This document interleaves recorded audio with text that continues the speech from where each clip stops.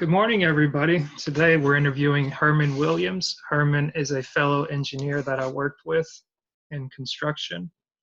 He's also a real estate investor. The purpose of today's podcast is to talk about Herman's life, what his experiences have been so far, what he's enjoyed, what he's learned, what he disliked, or other things he'd like to share with us. Herman is also from Florida. So hopefully we'll hear something a little bit about that. I think he spent a good bit of his time now in Georgia and South Carolina. So it'd be cool to see what the cultural differences are, if any, and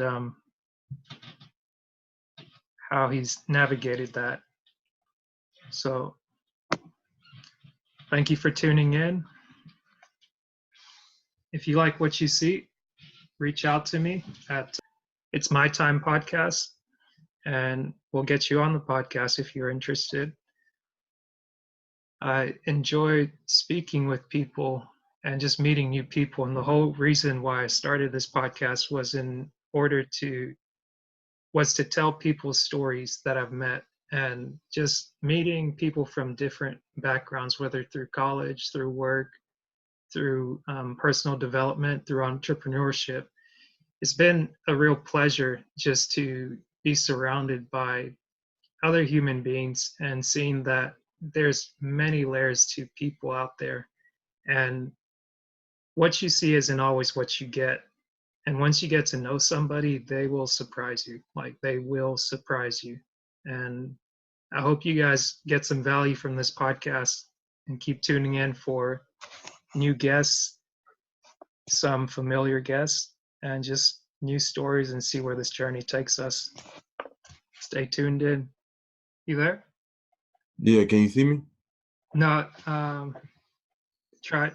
Let me see. Oh, I see. Here it is. There you go. Live and direct, live in the flesh, man. Yeah. How you doing today? I'm good. How about you?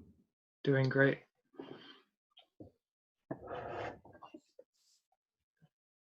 You off work today? Crazy story, man. I actually yesterday was my last day at the site. Oh wow, gotcha. I quit. You got tired of it? I had been tired of that place, man. Got you. Yeah, I feel you. I definitely I didn't want to admit it for the longest time, but I kind of forced myself out back in June, and Yeah. I've been better since. Just kind of stress-free, get back on my feet, and just good to know that people are out there that care to have your skills, and like you're not necessarily just being looked over or passed over. Yeah, like there was no more room for me to grow. Right. You know. Right. The hours are crazy. We're working like 16, sometimes 17. 16s? 16. Oh, 6/10s. Okay. Yeah, 6 days a week, 10 hours. Okay. Yeah. Right. I remember that. I was on night sometime. It was just, It's a lot. Yeah, it was time to go. Got you. All right. So I just wanted to start off like this. Just tell me, who are you, or who do you say you are? Like my name? All the above. My name is Hermon Williams. I like to classify myself as a real estate investor. Okay. I have a degree in civil engineering from the University of South Florida. I think that pretty much sums it up. Got you. Okay. That's cool. So did you grow up in Florida, or did you just go to school there? No, I was born and raised in St. Petersburg, Florida. Okay, cool. So then South Florida, or University of South Florida, is not too far from there? No, it's like probably 35 minutes from the house. Oh, nice. Crazy story. I played football. I had a football scholarship to a school in South Carolina. Okay. I went there my freshman year. Mm-hmm. I hated it. I got homesick, and I transferred back. And then USF was the first school to accept me throughout the process, and I ended up going there. Got you. Did you I guess what was it that you didn't like about it? Like location or like? No, the location wasn't bad. It just the school itself was super unorganized, Mhm. and that was the main thing I had issues with. It was super, super unorganized. Right. Yeah, That can definitely drive you mad. Where it's like you seem like a pretty structured guy from the yeah, little bit that we've met and talked. Like you've got your stuff together. Where you're like, this is how I want things to go in my life, yeah. and especially like I didn't even know you were a real estate investor until I ran into you at that meeting As a randomly medium, yeah, last year, and it was like, oh hey, what's up? What are you doing here? yeah. That was on purpose. I don't. Gotcha. I like to keep. Some people at work know that I invest, but those were certain people that I trusted on a personal level. Um, Gotcha. I keep like a lot of guys. Honestly, they just think I quit. Right. Nothing to do. But yeah, I didn't trust a lot of those guys at work. Right. Right. Share that information with them. Right. It always seems like, especially in our environment, kind of in construction, a lot of people, they're always in your business or they just like to know everything that's going on. Yeah, and like it's a lot of it's almost like a high school at times. It's like Oh yeah. Yeah. they talk about this person messing with this person. It's like Right. I'm not here for all that, man. Like Right. And they it's my bad. I was just gonna say it's weird because it's like if the guys aren't doing it, either like engineers are doing it, managers are doing it, the laborers are doing it, the yeah, construction workers, the welders, like yeah. everybody. And it's just like this, I don't know if cesspool is the right word, but it's just like messy. It's grimy where it's Yeah, like super messy, man. people, yeah, That was another reason. It was just super. Like, don't get me wrong, there was some good people there. yeah, Um, definitely. I am gonna miss some of the people that I was working with, but it Mhm. was super, super messy. And I don't know if you noticed. Like, did you know where my office was? My office is literally like the furthest away from everybody. Like, you can still reach me, but like, it was a Yeah, point.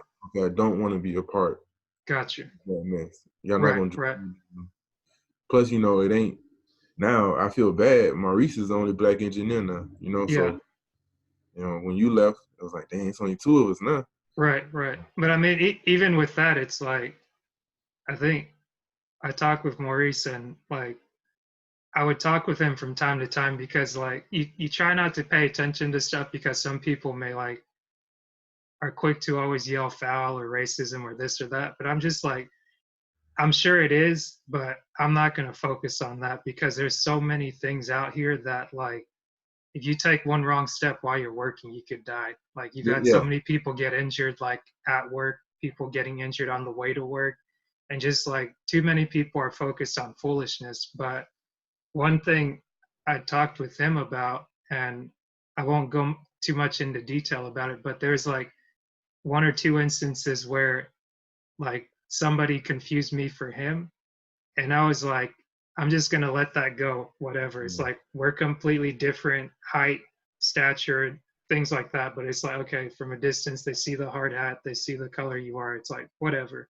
But I was just like, okay, like one, I don't want to be blamed for anything that you're doing, but two, I don't appreciate when people talk poorly about you and I'm right, sitting there looking stupid. And it's like they'll clown on you, this, that, and the other. And it's like it's a bad reflection on you and it's a bad reflection on us as a whole, like our company, our group, whatever. But it's like it's just like that thing. And sometimes people say, like, you don't want to speak too much all the time because at times it may feel like you're speaking in vain or mm-hmm, somebody may hear you but they may not really be listening, but it's like, okay, you say your piece and then you got to go. And I probably should have taken some time away in like 2017 going into 2018, but I try to be Mr. Tough Guy. Okay, I'm going to shoulder this weight. I'm here, I'm there. It's like at times you kind of feel like, or I felt like I wasn't really valued because everybody outside our company was like, oh yeah, you guys, you're doing amazing work, this, that, and the other. yeah. My bad. No, you're good. I get emails all the time now about properties. You got muted, or Yeah, you got to keep the business going. That's what's up. It's like paycheck in the background. so yeah, I mean I agree 100%. I had issues. I had some times where I thought about it was. I mean, I was around it all the time. Like I come to work and I'm literally the only black like engineer supervisor there, Yeah.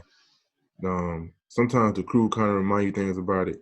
And Hmm. I knew I had to carry myself, unfortunately, in a certain way where like Right. they don't get a stigma of me. Like I won't be disrespected, but Right. sometimes Right. myself, like you said, I just let it slide. Cause you're right. Right. I mean, there's times where I've almost, stepped the wrong way, or I've been climbing ladders and like slipped and Hmm. like had to hold on real quick, and it's just like Right. it's a very dangerous sight. That Yeah. And I mean but that's the nature of construction. Not to like put anybody at like, oh my God, what are they doing out there? But it's like yeah, construction is a dangerous work, and I mean it may not be the same as people going to war, but in a way, it's kind of like every day you're putting your life on the line as to like safety is a big thing that's preached to where you have to make sure you get home the same way you came in.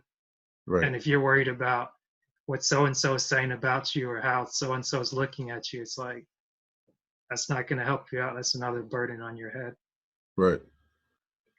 But I guess not to linger on this too much. I was really curious to know, how did you like what was your college experience like, going to school, getting an engineering degree? Or I know you mentioned that you got a scholarship to play football, and then you transferred. So when you transferred to University of South Florida, did you play football again? No, so um, like it's this thing where when you transfer, your coaches at this one school have to like bless it and release you to be Mm, able to play. So by the time I got there, I was already so frustrated. yeah. Like that was a rough time period from just in the high school to that time. And Hmm. time I got there, I just was like, man, I'm just tired of fighting it. And I just stopped playing. Right. Uh, so I ended up just, becoming a student.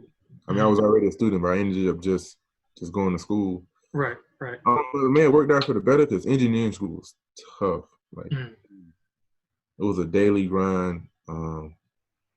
Failed a lot of tests, a lot of heartbreaks, a lot of hmm. long day studying just to go for the tests. Right.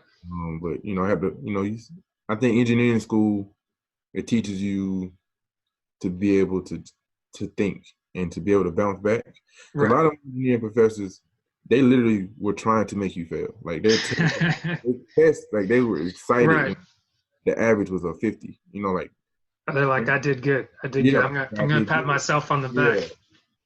So I met a lot of good people in engineering school. Hmm. I made some good friends. I had like this certain group that to this day I think Oh, you froze up for a sec. you got me. Yeah, yeah, you're back. You said to this, you made some really good friends in college, and Hmm. to this day, you still cool with them. Yeah, to this day, I mean they're all living their lives now. They married and stuff. Hmm. But like it was a certain group of friends that I got in with them, and then every time I just froze again. It might be me. is it me? Okay, you're back now. Okay, my bad. Hopefully it wasn't me. No, you. Well, we'll just keep rolling with it. Uh, it might be you. It just froze again, and we're back.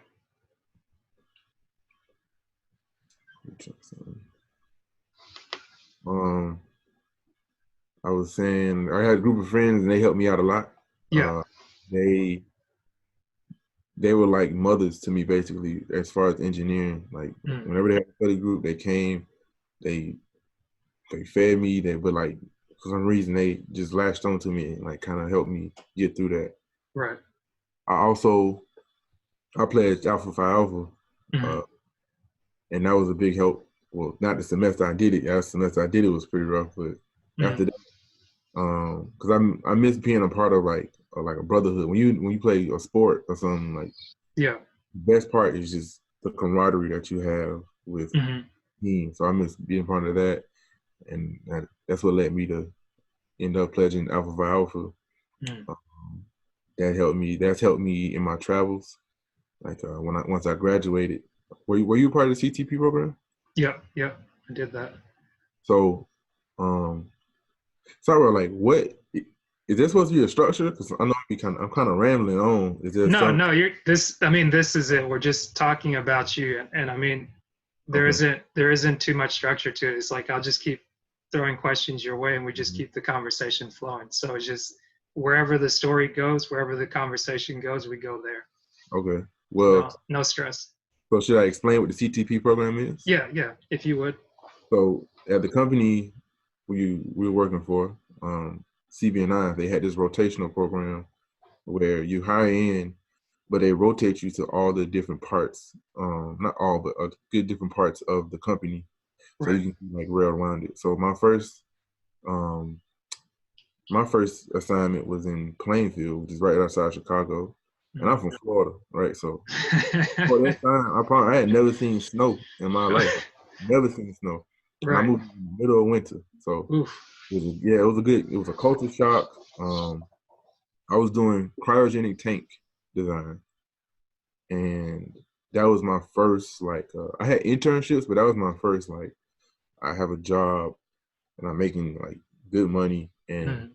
I'm literally just like college is like its own little bubble, right? Right. Right.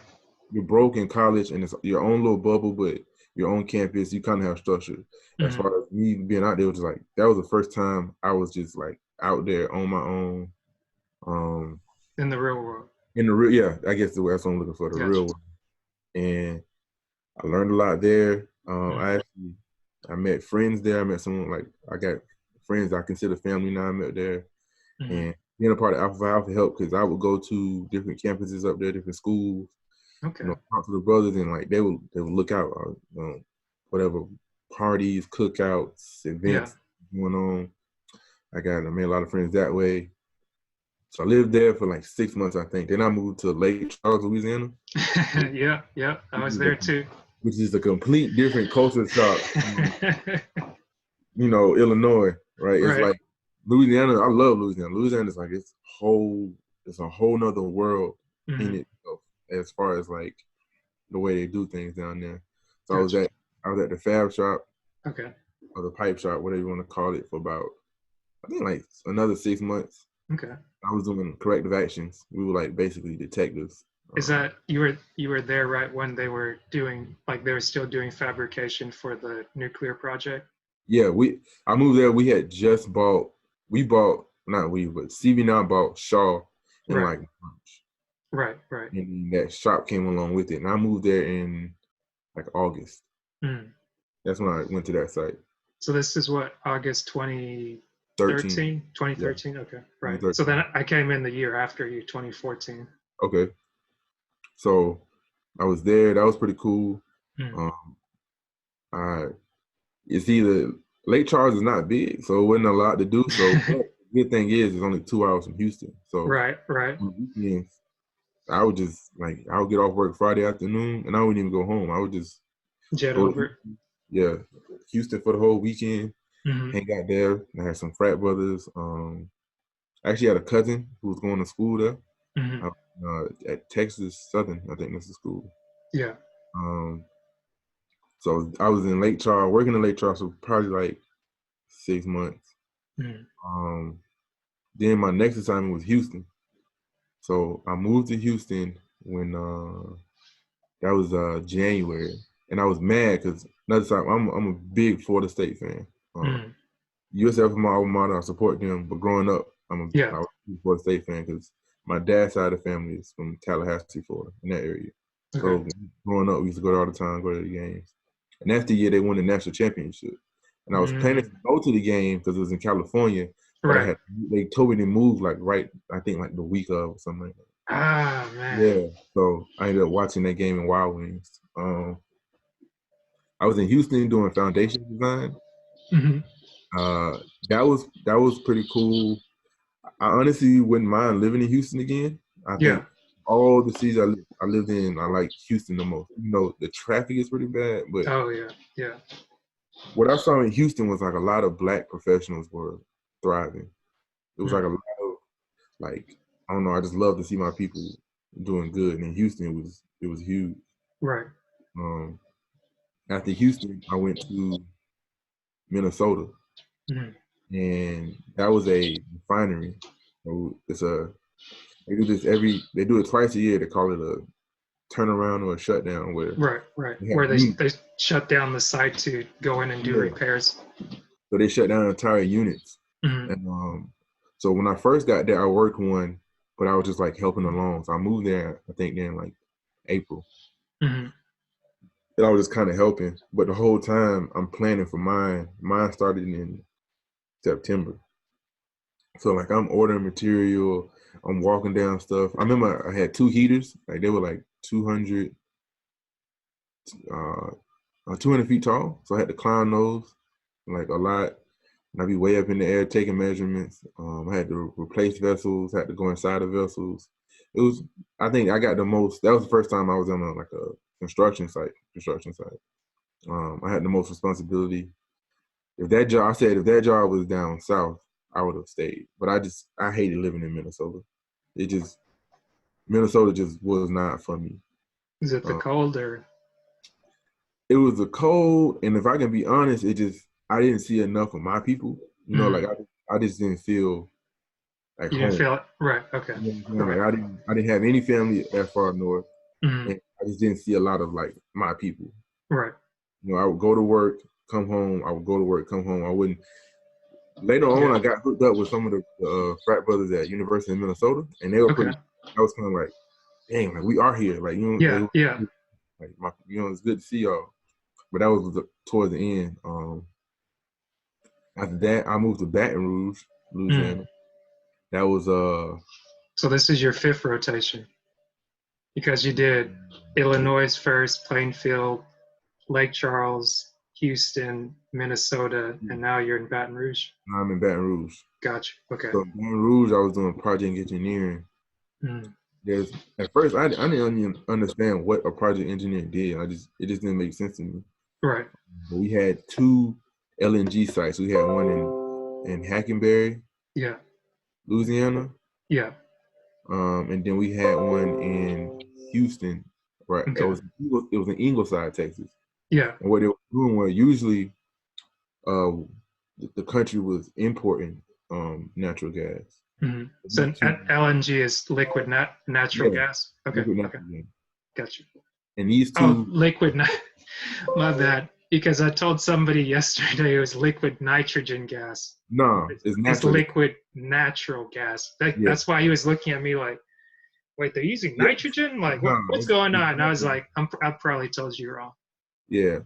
So basically, what they do is we found so many natural gas Mm-hmm. mines, American now, and they to get it to liquefy for them, they have to freeze it to like negative 200 degrees Celsius or some crazy number like that.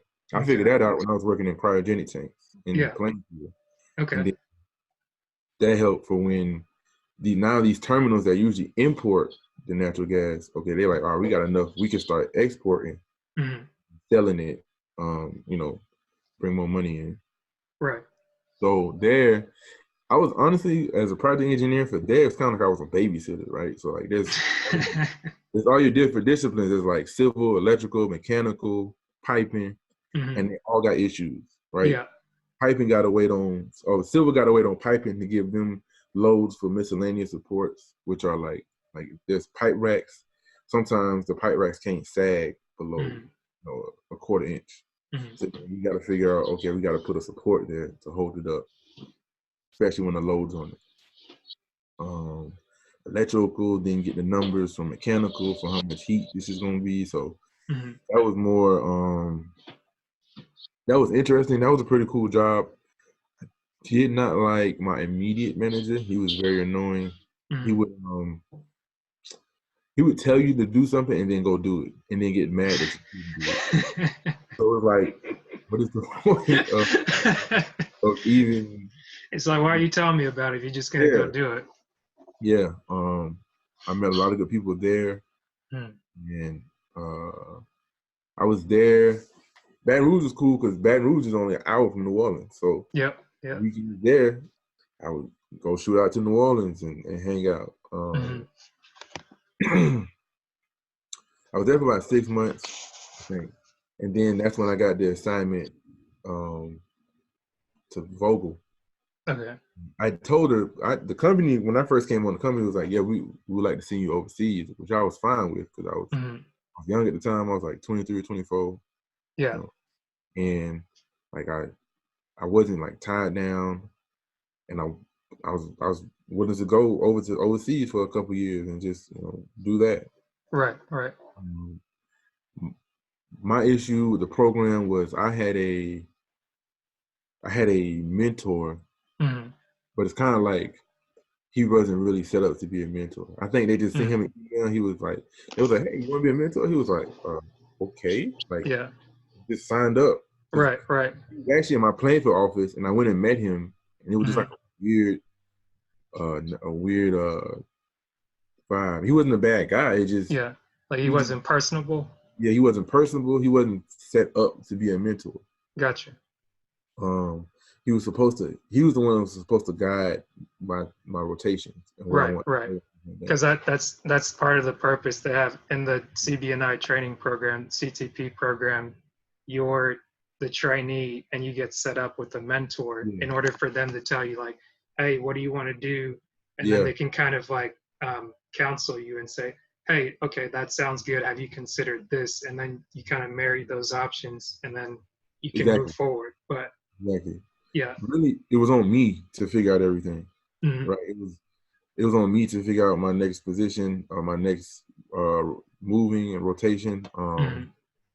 We had it's crazy because when I first hired in, we had a lady who ran it, and she was spot on. She was on Hmm. point. Like she was never late. She called and talked to me, da da da, and she Right. ended up leaving the company. They brought on another lady.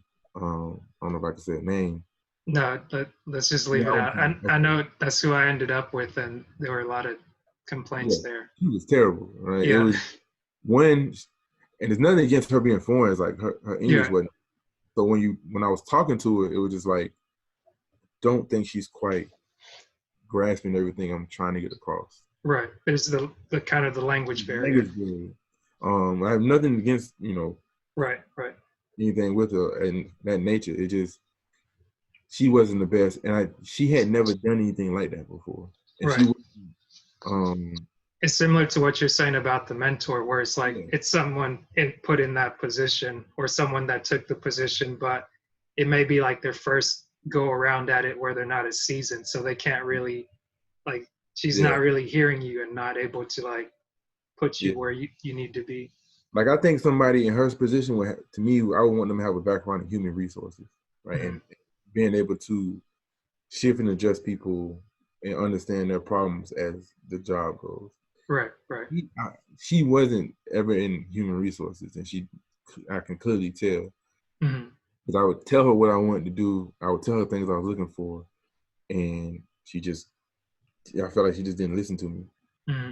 I didn't like honestly. Vogel wasn't my choice. There was Yeah. a overseas project. It wasn't my. I'll be honest. It wasn't my No, choice. no, I'm just laughing because I'm just like you and me both. Yeah, but it was because it was at that time we had a couple overseas projects that were still going, Yeah. and like, whatever I need to do, get me on those. Right, right. Next thing you know, she's like, "Well, it's either you stay at this place you're at now, Hmm. or you can go to Vogel." She sent me an Right. email about it. Um, and I was looking at it, and the way I looked at it was, my mama is actually from Waynesboro, which is, Okay. so I have a bunch of family in Waynesboro and Augusta. Hmm. And in 2-3 years, I hadn't really been close to home. I had been traveling back and forth to Florida, but Right, right. this is the closest. I was like, all right, I'll go ahead and do it. Hmm. Um, so Vogel was my sixth rotation. Okay. That's what graduated the program. Okay. Um, and I ain't gonna lie, the first year or two there, the year and a half, like it was good. We were working 14s. Hmm. May come in on a Friday if we get a shipment of panels or something. Mhm. That's a half a day, you out. I was Right. running a lot. I was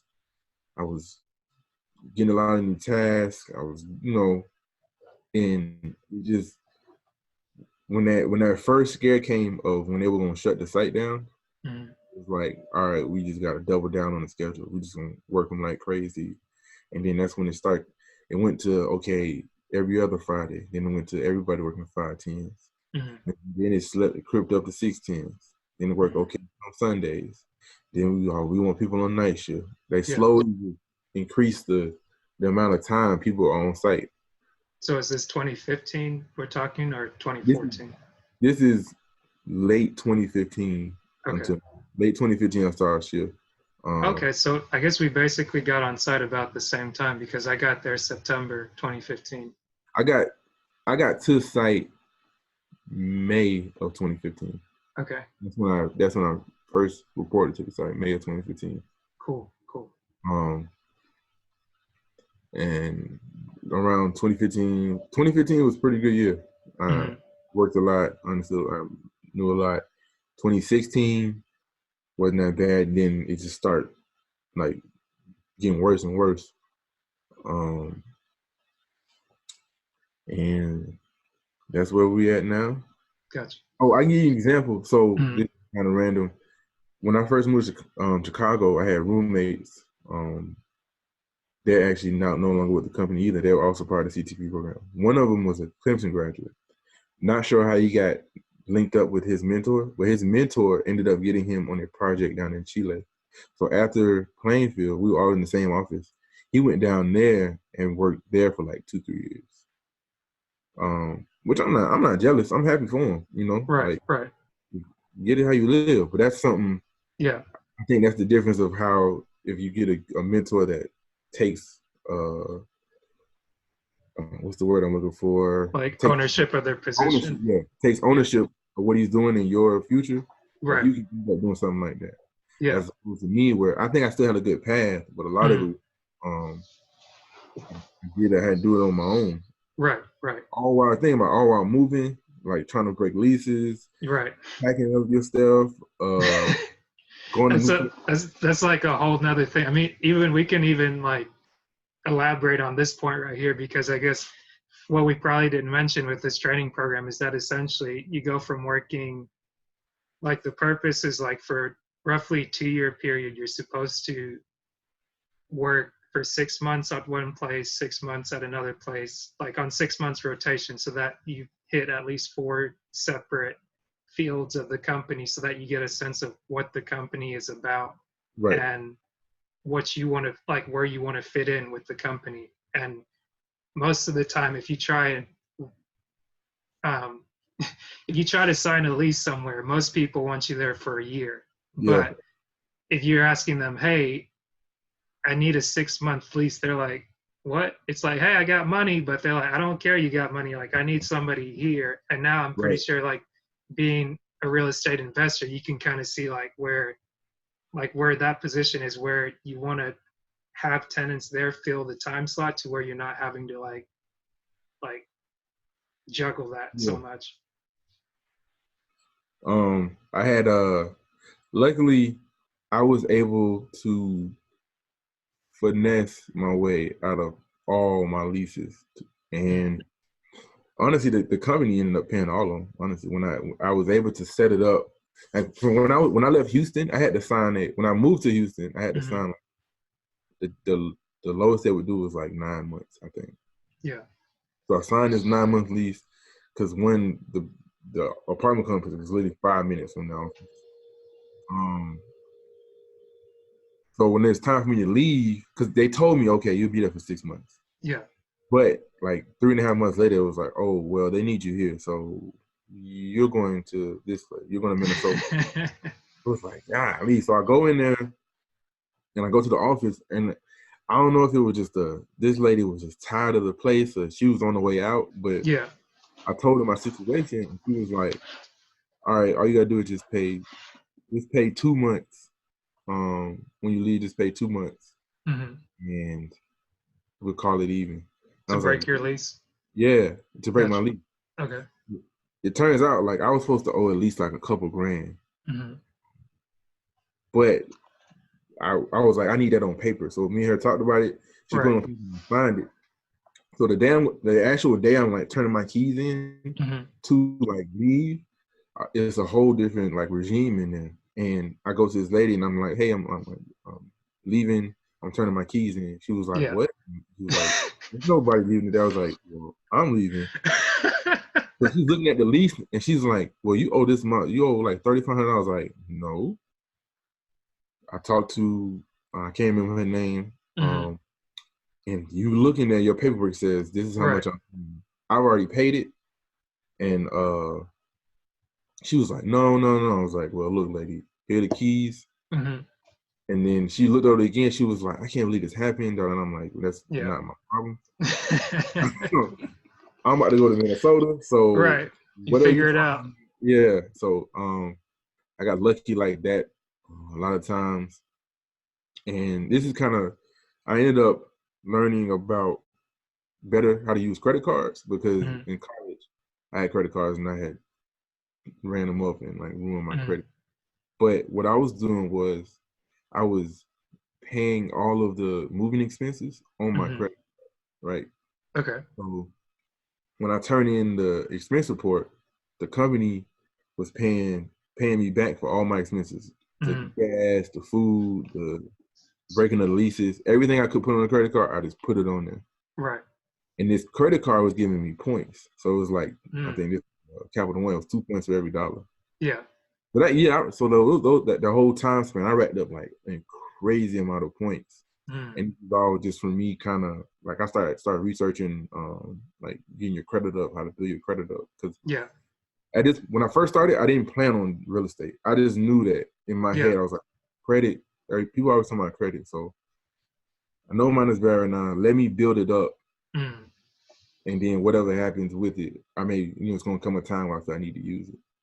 What made you think of that? Like you were aware that your credit was bad and you're like, I need to get it better. I'm not just gonna like let it. So when I first got my job, it's honestly probably my dad, um, my parents, and because he ended up getting like one of my credit card bills, and he saw Mm-hmm. that behind, so he had put like a payment on it, Mm-hmm. and he had changed it to one of his PO boxes, Mm. and he was like, "Look," and he told me he was like, "I ain't gonna tell your mama, but like you need to kind of get this in order. It's like you working now, you can pay this all off." So Mm. that started it, and then once I researched, I started um, researching. I have this thing where like I think maybe it's because I'm an engineer, but once I Yeah. lack on something, like I will research it like Right. down to the T. I would just go down a rabbit hole and Mm. just start soaking information up about it. Yeah.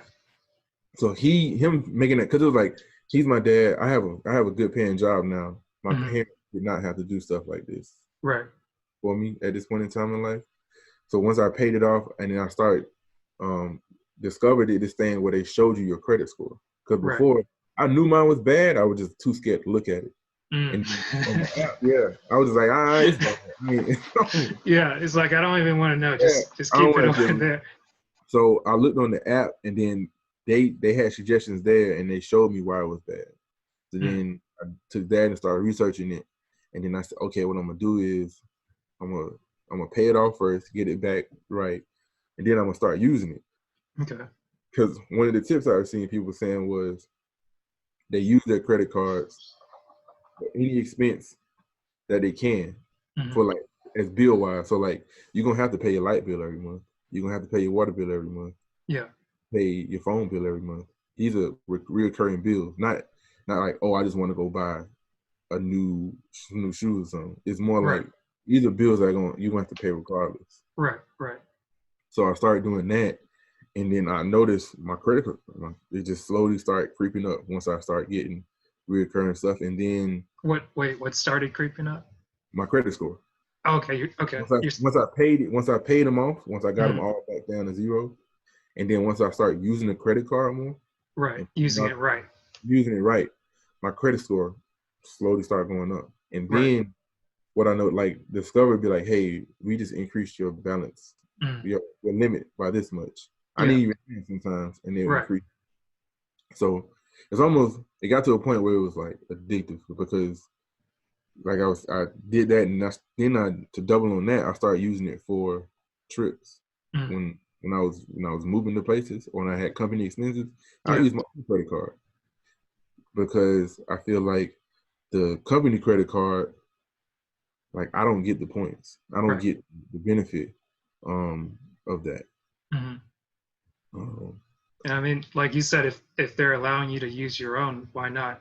why not? That's just you being smart and using your knowledge, like Yeah. using what you know to your advantage. So I think when I graduated college, my credit score was like 540. It was terrible. It was like 540 or something like that. Mm. And I got it up in the 700s over the next couple of years, uh, Nice. just doing that process, like paying my bills on it, but make sure I pay it off on time. Hmm. Putting they see you do major lump sums on it, and then they see you pay it off. Like that's Oh how yeah. they see, and like, oh yeah, let's go ahead and increase this limit. Hmm. And little did I know that that would help me for when real estate came along. Like Hmm. I didn't, that wasn't a vision when I started doing my credit scores. Like Right. that the whole reason I did it was just because all right, this sounds like a good thing to do. Like, Yeah. do it. You're just trying to get out of the hole. Yeah. And once I got out of the hole, it's like I'm just gonna keep up with it and then keep it at a good rate. Um, It's pretty cool. yeah. So how did the real estate thing start? Like, how'd you get into that area? So one of my frat brothers, he was doing real estate. I actually have a Hmm. couple of frat brothers in real estate, but some of you are close to than others. And he was like, "Hey man, you need to read this book." He said, "Read this book, and then we will talk." So the book is Rich Dad Poor Dad. That's like the Yep. holy grail to Real investors. estate. Yep. That's what, like, I read this book and I was like, oh my god, like Yep. it just slapped me in the face, like wow. So we go back and talking, and he's like, "Did you read it?" I was like, "Yeah." He's like, "What do you think?" I was like, "This is it's almost too good to be true." Hmm. This whole world is out there that Hmm. I just didn't know existed. Right. I mean, I truly didn't understand how money works. Because before that book, I was okay with being an employee for 30 years for a Hmm. company and just retiring. Because that's Right. what my parents did. That's what my uncles did. That's what my cousins did. Like Yeah. they get on the company and they ride it out for 30 years and they retire. Mm. I was okay with that. And I was in my head, I was like, I'm just gonna be with CB&I forever because Right. I'm loyal by nature. You didn't know any different, and I mean, it's like, Yeah, well, it's working for everybody else, or at least you think it's working for everybody else. right. So then are you he told me about this thing called wholesaling. Are you Mm. familiar with that? I've heard of it. I definitely need to connect with you offline because it's like I've heard of it, and at the time when I heard about it, I was like, I want to do it, but I don't think I have like the time or the capacity to be able to navigate that with work, especially as intense as it was out there, where it's Right. like you're just constantly every day. And I'm like, I want to do that, but I can't seem to like organize myself well enough. So he told me about the wholesaling aspects of things, and then he showed me a check Hmm. that he got from wholesaling, and he told me what he did, and I was like, tell me that again. He literally did maybe 2 3 hours worth of work. Can you explain what wholesaling is briefly? So basically, let's just say you have an auntie that passed away, and you get the house through probate. Hmm. Basically, probate is when somebody passes away, their physical stuff here has to go to somebody. Okay. But you have the house now. The house is in your name. Right. The house is kind of beat up. It's outdated. Hmm. You don't want the house. Right. You just don't want the house. Hmm. I get in contact with you, and let's just say, all right, I offer you a certain amount of money for the house. I say, all right, I'll pay you $20,000 for this house, Hmm. and we haggle whatever. We ended up agreeing on 25,000. Hmm.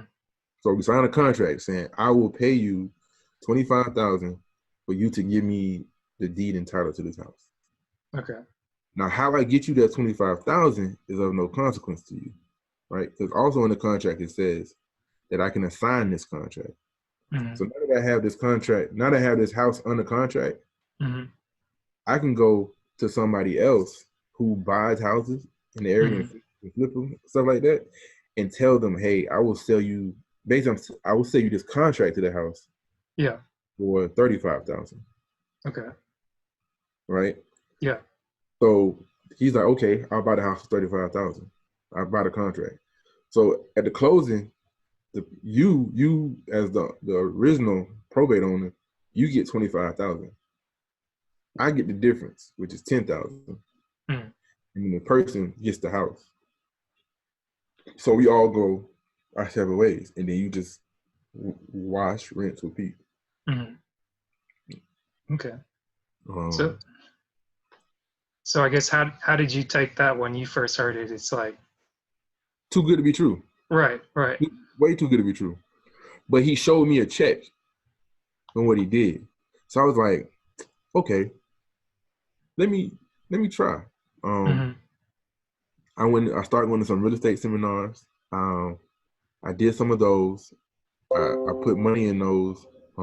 Um, Going back looking at it, I probably shouldn't have put money into it, but I like to look at life as like it's only lessons. You know what I'm saying? I don't take losses. So Right. that me putting that money up, it kind of pushed me further into the real estate game because I didn't learn a lot from them, but I Mm-hmm. ended up going to real estate meetings and meeting more people. That you know what I'm saying? They all trickled down from that.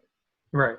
Um, so then I meet this one lady who this is my first deal. The first deal I did, I meet a lady who she has a house under contract. She's also a real estate investor, Mm-hmm. but she doesn't know the area of Augusta too well, and Okay.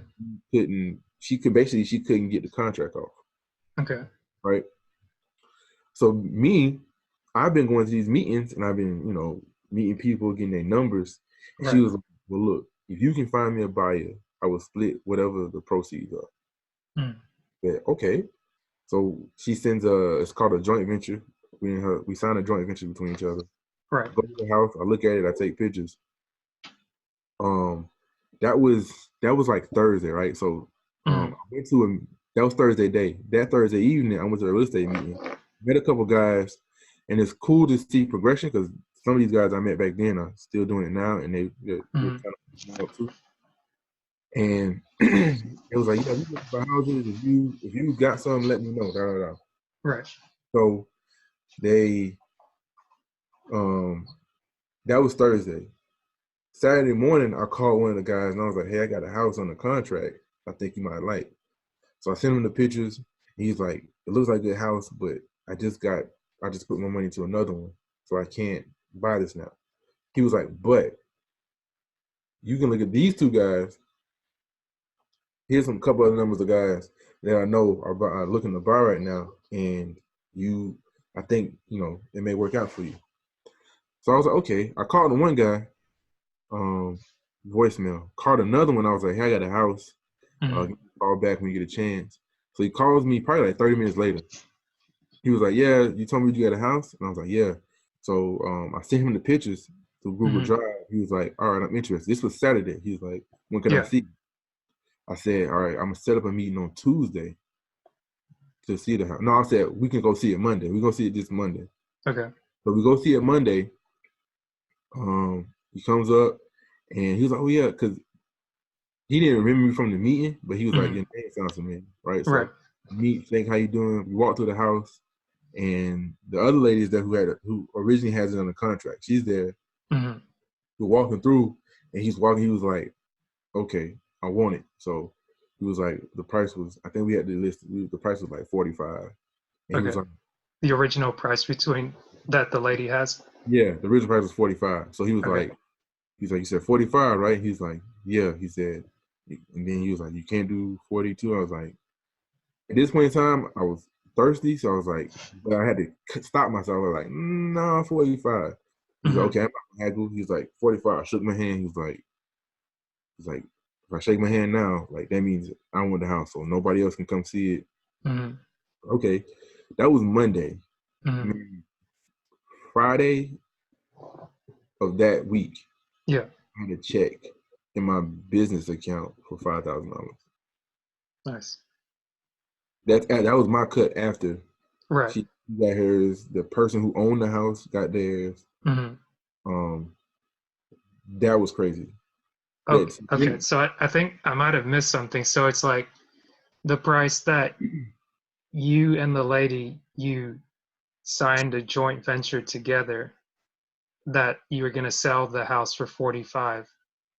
so so the lady has the contract. She has the house on the contract for 35,000. Okay. Okay. That's what I missed. Yeah. So she wants to sell it for 45,000. Okay. But what she's saying is, if I bring a buyer in, Hmm. we split that 10,000. Right. So Okay. I get I five, got you. Okay. you get five. Right. Right. I did kind of skip over that part. My bad. No, So you're good. You're good. um, the guy bought the house, and a lot of these times these people who are bigger, they have like they're able to reach that cash like there, or they have Hmm. they have like HELOC set up. They have their own private lenders. Hmm. Sometimes another house just sold, so they have they're liquid, they have more Hmm. capital. Um, and he was And able it's to like, buy. Go ahead. no, I was just going to say, and like you did all this like while you're working in the Yeah, afternoons, like you're working during the daytime, and yeah, then you did what, 10 hours that day. You go drive back like Waynesboro to Augusta. That's like a 45-minute to an hour drive with yeah, or without traffic. yeah, And then you go, you meet up, you're talking on the phone like whenever you can, and you just like set that up from Thursday 1 week all the yeah, way to the following Friday. You got a $5,000 check in your account yeah, from your first wholesaling deal. yeah. That's Like I'm awesome, at man. work on the phone, maybe like a 10, 15 minutes. I'll talk to him, set it up, boom. I get off work. Like you said, we done been work a 10-hour shift. We got in the hot sun. I'll go straight to the house and Hmm. go meet them and everything they need. So, but that was my first time. Like, okay, this is real. Like Hmm. this, and I met the lady who originally had the house. I met her through Craigslist. I was just Hmm. searching. I was searching Craigslist. I was searching everything, trying to get in Yeah. contact with people about these houses. And I ended up talking to her, and the conversation led to she has a house that she just can't get it sold, but it's in a great area, and Hmm. it shouldn't take that long. And that was the first time I did a wholesale deal. That was my first ever like real estate deal. Nice. Um, And when was that? that was 2000. That was around summer. That was around like June of 2016. Okay. It's about 3 years ago. Yeah, about 3 years ago. So then since then, how many more have you been able to do? So since then, I've actually wholesaled 5 more properties. Oh, Um, nice. then I started. Uh, this is where my credit came into play. So like one day I was sitting there, I was at work, and I was just randomly like, I called the bank, Hmm. like, y'all do investment loans? It was like, yeah. And usually investment loan is like 20 to 25% down. Hmm. Bank I worked with, it was like you can do 15% down. I was like, what? And before I called them about investment loans, they said they didn't have them. Hmm. Just one day I called and I was like, I was talking, and he was like, yeah, we do investment loans now. Yeah. Like, do you want to try to get one? I was like, sure, why not? So I'm on the phone, I was like, I'm on the phone, yeah, and they ran my credit, and at this point, my credit is good. Yeah. So they was like, well, you've been approved. They approved me for like 200,000 off Hmm. rip. Like, I just threw a random number out there Yeah. and approved it. So the good thing with that is like they have like a realtor network set up. So I didn't even have to find a realtor, right? They sent a bunch of people to me, and The then bank sent people to you. yeah, they Okay. sent because they have they had a rewards network. And they have whatever area you're in, they have connections with real estate groups. So they Okay. sent they sent those realtors my information, and those realtors contacted me, Hmm. kind of like interviewed them. Yeah. And this one guy, Steve, he's like, I like this vibe, and literally probably every Saturday for the next. This was in like April. Every Saturday for like the next 2 months, I think we were just going and looking at houses, like all houses for sale. So, because I was like, oh man, I'm gonna buy my first rental property. We walked in so many doors, and I had no idea about houses really. Like I knew how to wholesale a house, Mm-hmm. but I never thought like about owning the house. Like Mm-hmm. before, I didn't even know what's the difference between, or like how to tell the difference between a gas heater, electrical heater, or a gas furnace, electrical furnace. Yeah. If it's on a septic tank or if it's on the city line, Mm-hmm. or the roof truss and stuff like that. I knew like the structure stuff, but I didn't Right. know the ins and outs of an actual house. So Gotcha. Steve and I would walk through and he would point out, he'd be like, yeah, my house, I did this. Mm-hmm. Might not want to buy this because this house is this and this can be pretty expensive. And Right. that helps me a lot because it got me more comfortable.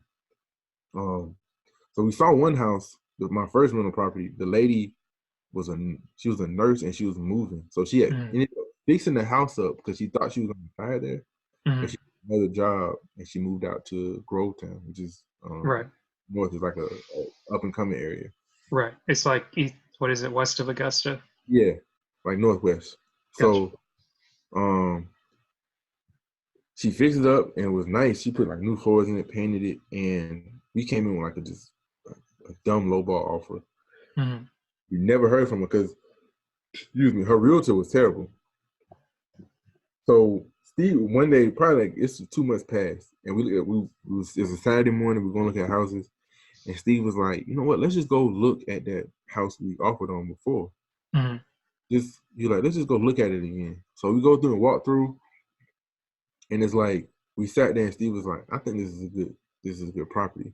So I was like, yeah. He was like, so let's just make a list of what you would want fixed.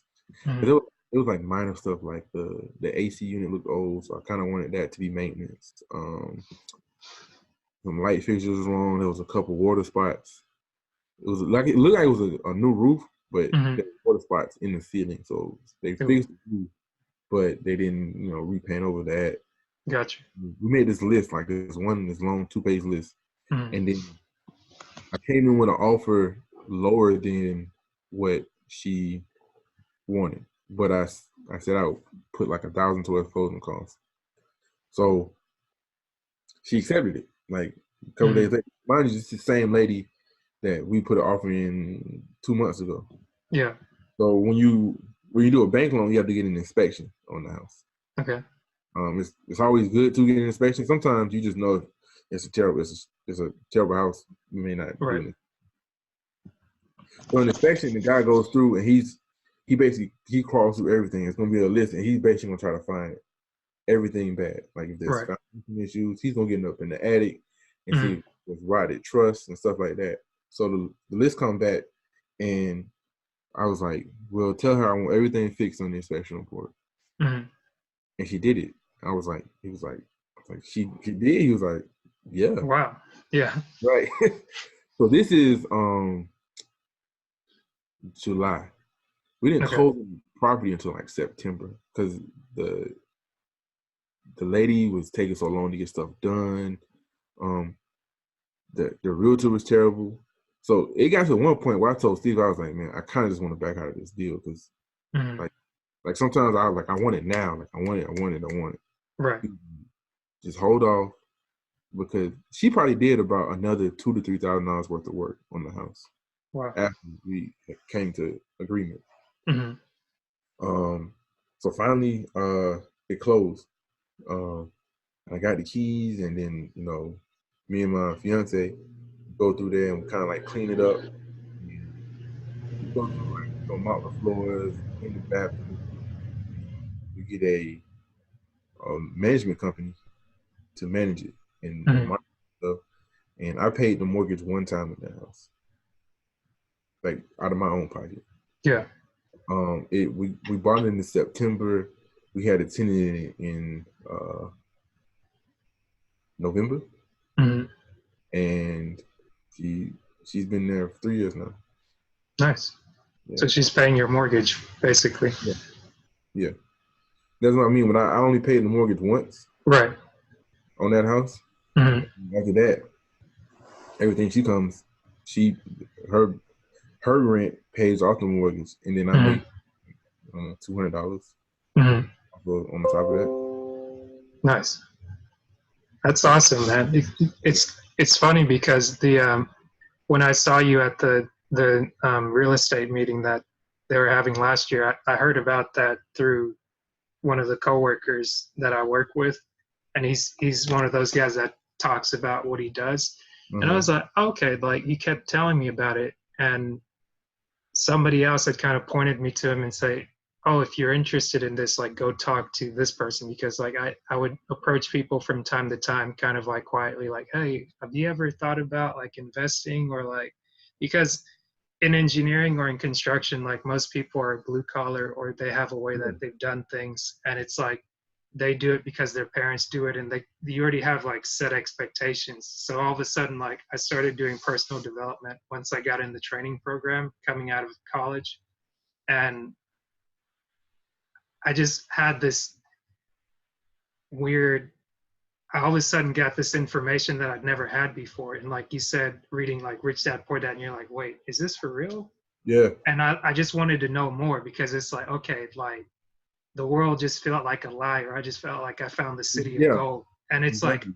I need, okay, if this person is saying it and they're showing me like what they're doing, they're telling me that they went from here to here to here. I meet them in person, and they're not only like a person of their word, but they're they're about their business, and they're not, they publicize some things, but like in private they still do what they talk about, Yeah. but they talk very little about what they're doing. And this, like, that's why I respect you. And even though we had small interactions, I was just like, there's something about you, you're always on, like, you're just about what you need to do, and Yeah. you get in and you get out.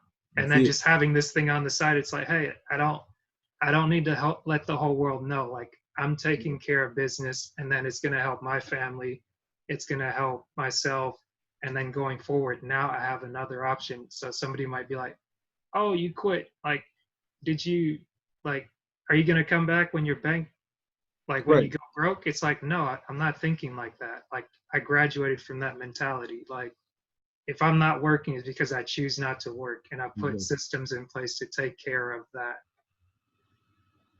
Like me taking this job at SRS, Mm-hmm. I'll be honest with you, it's actually a pay cut, right, Mm-hmm. from what I'm making at the site. But the way I look at it is I'm betting on myself, right? Right. So now at that site, I'll be working 4 10s, right? Mm-hmm. And people, there's been people there who've been there for like 30 some years, and like Yeah. they may work overtime every once in a while, but it's more it's, it's more it's a better work life balance. So Mm-hmm. now I have my weekends back, and I have 3 day weekends Mm-hmm. to put towards real estate. So Right. that's me getting my time back, so I can shift it towards something else, right? So you're right. Like I'm not the overachiever at work. You know, Yeah. I do what needs to be done. You ask me to do it, I'll do it. Right. You know, I come And in, I do my job, I leave. yeah. I'm not trying to work 14 hours every day. I'm not. Yeah. I It still have. sound it sounds bad, but it's like there. Yeah. I think there's something to be said about, like, the first time I heard it, that you don't always want to be the one that's like overachieving, because sometimes depending on where you work, like, there's certain environment where you work around leeches and parasites, Yeah. and as soon as they see that, oh, this is the person that is working hard, they're like, okay, now we can chill because he's Yeah. got it, he's going to take care of it. But then when it's like you do your part and you leave it up to them to do their part, it's like, hey, if it doesn't get done, it doesn't get done. Like, you bring me in to do this, I do that, and I do it to the best of my ability. I'm not going to give you half, but I'm going to Right. give you all I got. I'm just Oh not going to yeah. break myself, because I understand that I have value in me. And like you said, I'm going to bet on me first before I Yeah. go and just build you up, and then kind of sit here, look at myself in the mirror and say, like, oh crap, my life sucks. Because if I'm honest, I set myself up for failure because I didn't educate myself. Exactly. Like if the project, my immediate project manager, he's there like 14 hours a day. You know, he stays till like 10 o'clock at night. Mind you, this man is married and has like 2 kids. It's just like I'm all for like I'm all for doing the job I'm supposed to be doing, but then there's like you have a family, you know, like Right. you have a life outside of here. Mhm. So and then when I was, you know, Oh, I just lost you.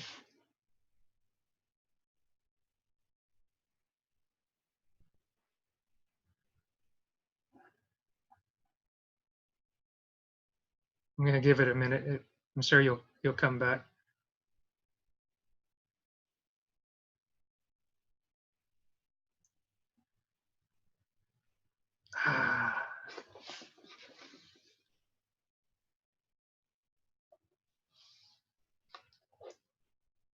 You out there?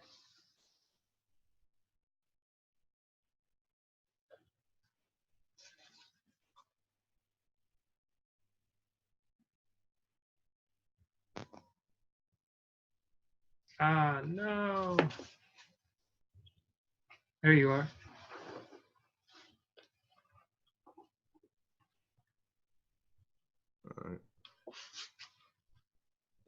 We're gonna get through it. yeah, my bad. I don't even know what happened. Maybe a message may have come through. Are you using your phone or your computer? But I'm on my laptop. Okay. Somebody's trying to be like, no, we can't. Yeah, You tell them too many secrets. He's like, stop, yeah. stop. But yeah, I guess we're good now. Do you remember where you left off? I I think think we're talking about my project manager and how he worked so yeah, much. right. He was neglecting his family Yeah, basically. neglecting his family. And you know, that's just not who I want to be. You know, Mhm.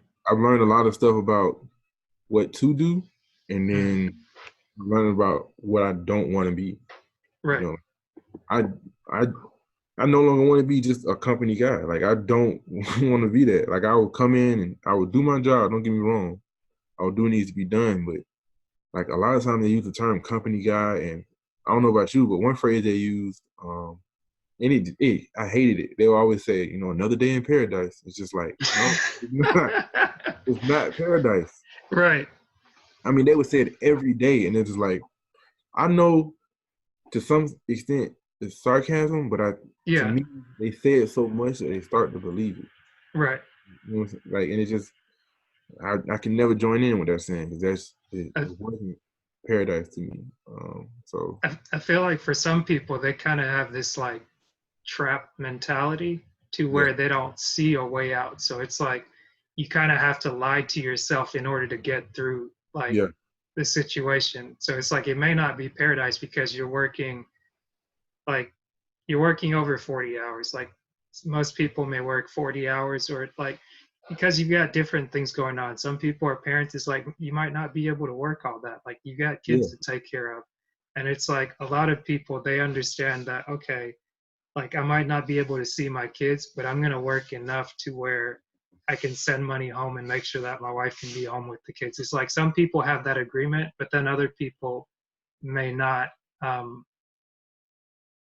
like everybody's story is different, so I can't really get into it because like I know what my motivation was for getting out of college and going to work because I had like a co-op internship experience over like a 3-year period while I was in school, mm, and I got a chance to see like the reality at least within that company, like what an engineer did and what the trajectory was. And as soon as I came in, it was already like I was fortunate enough to see a friend of mine that worked there as an engineer, and he was just like, "You don't want to come here as an engineer. Like, yeah, you're capped. Like, this is what you're gonna make, and that's where you're gonna stay."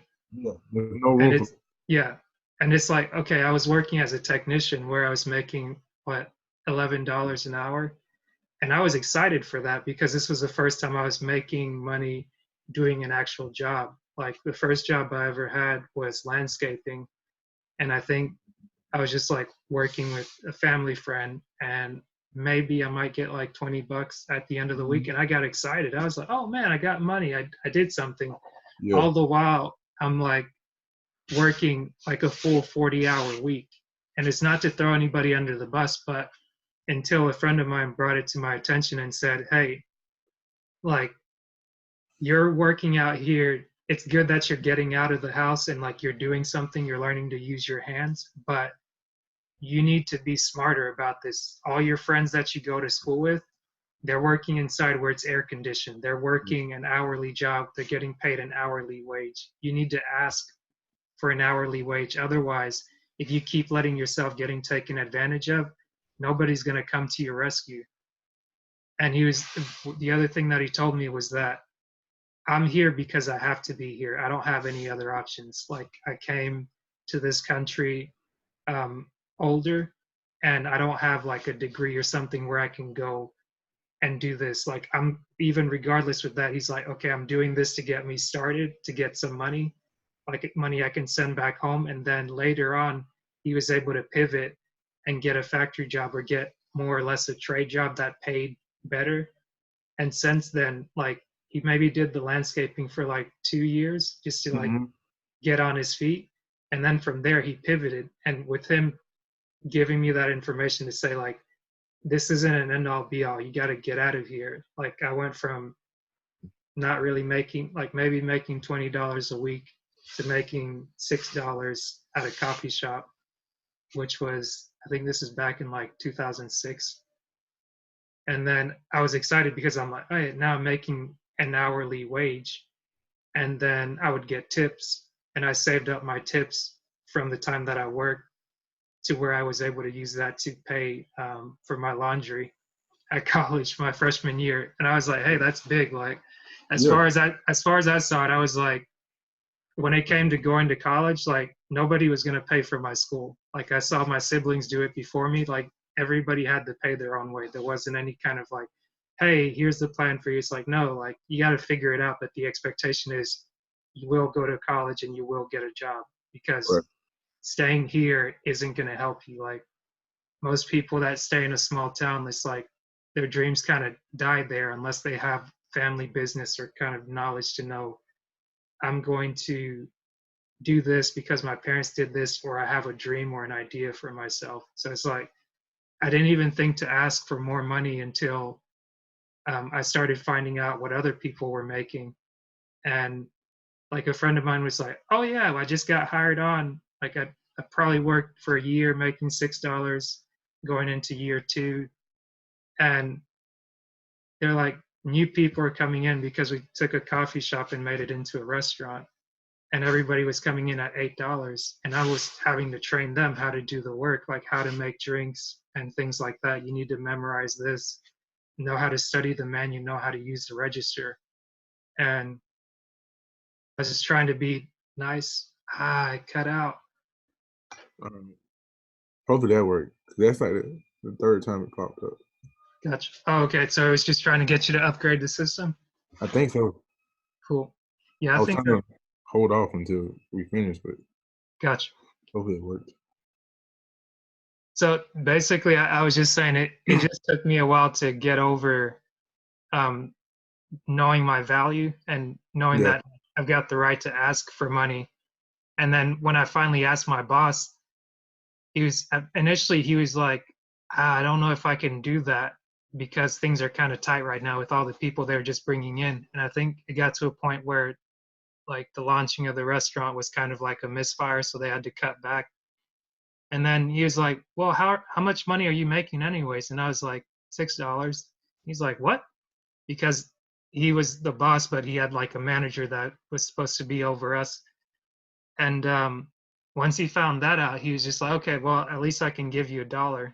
But then he ended up giving me two. So Mm. I was like, oh wow, like I asked and I got it. Right. Like I wasn't trying to be bashful or anything. It's just like, hey, if you're not making what you should be making, ask. So then fast forward, jump into college, I'm making $11. I'm like, hey, like That was I'm great. balling now. Yeah. And now it's like you're getting overtime and we working on call around the southeast, and basically they'll put us up in hotels. We get per diem, which was a big thing, and that eventually helped me save up for college to where I got to a point where I didn't need to take many loans, and then the loans that I started taking, I was able to pay back some of them. Right. And same thing going into like the last semester, like you're supposed to get like $1 raise going up. And finally, when I kind of like confronted my manager about it, I was like, hey, I know you said I'm supposed to get a raise. I know I need to test for this and that, but it's like, is that an opportunity? And then initially it was like, no, maybe not. But then I think I got it like a $2 raise finally. And it's like, okay, you're making 13. But of course, I kind of felt bad. Like I was happy with it, but I felt bad because other people, at least other people, kind of made me feel bad because they were making what, $25 an hour or something, and they're working like across the country, feet up on the desk, like chilling in the air conditioning while I'm crawling inside boilers at paper mills or power plants, like getting up inside tanks where it's hot and Hmm. doing non-destructive examinations or testing work. And I didn't see the value in that at first because I was like, I'm doing engineering, studying civil structural, and like I'm supposed to be doing drawings and designs. And like it wasn't Yeah. until I got on with CBNI and I got on my first construction project, or even at like the fabrication site, and you start walking around, I was so in tune with what was going on because of like being around guys in the field, being around other contractors. Like all the other engineers are just like looking green, just like Yeah. bushy tail. But I obviously knew what steel toe boots were. Like I had them. I think one of the girls we were with, she went out and got some like pink, like light pink steel toe shoes. So as soon as she's like walking down the uh, the bays in Lake Charles in the fabrication shop, like Yeah. you definitely stand out. It's like, oh, okay, we got fresh meat over here. It's like Yeah. I knew they you're gave gonna her hell. you're gonna get hell to pay now. Yeah. But it's like just making that constant progression was big, and definitely like you said, like we were talking about having a plan for your life and really understanding like when you get a new bit of information, like wow, like maybe this doesn't have to be the life that I live, and Yeah. it I can do something different. And that's the whole reason why I started this podcast, because like I've been around people, I've surrounded myself intentionally as a way to kind of like survive out there on the construction project around people that are entrepreneurial minded. And like I ran into Eric Thomas. He's the ET, the hip E.T. hop the preacher. preacher? Yeah. Yeah. So it's like I found him my senior year when I was getting ready to graduate college. And I started watching some of his videos because one of the other guys I was working with was telling me like, man, this job is rough. Like they're treating us like garbage out here. We're engineers going to one of the top engineering schools in the country and in the world for that fact. But it's like we're out here working like temp workers. And it's like we're doing it because we're not bashful, but he's the first person that introduced me to motivational videos. Yeah. I think his video came up like when you want to succeed as bad as you want to breathe. And I was like, Yeah, that's the first one I heard where right. he doing the beach. Yeah, that's the first one I Yeah. heard of him. So it's like it's funny because a lot of people that I've met, they kind of ran into him. They've seen that video and then they've seen it like in 2013, right around that time. And I think that's when they launched this mastermind group, essentially is what I would call it, called Breathe University. Hmm. And I ended up joining that group 3 years later after I finally went to one of his live events, and I was like, oh, okay, like this guy's for real. And like the ET, the hip hop preacher, that's not just a tagline. Like the guy is first and foremost a preacher, and the motivation thing just came like secondary. And Yeah. like hearing his story, seeing him like actually walk and operate, and I was like, okay, like you're the real deal. And when we go back to talking about having like being able to see your people or someone that looks like you, Yeah. and not only someone that looks like you, but someone that's doing well. Like Yeah. that just encourages you and empowers you. It's not to say anything against any other race, culture, or anything like that. It's Mm. just like everybody likes to have someone that looks like them to where they can be like, okay, like if that I person can can do it, I can do it too. I can relate to them. Like they may know, some of my struggles or what we've been through. Right. We have a lot of the same tendencies. Mm, And all that being said, that person is doing good too. So it's like, yeah, why can't I do it? right. What's gonna stop me if they can do it? I agree that I started listening to him probably a couple years ago. I Okay. started doing this thing where like um along the way to work, we had like a 40-minute ride to work. So Yeah. mornings I would listen to like inspirational stuff. So it'd be like ET.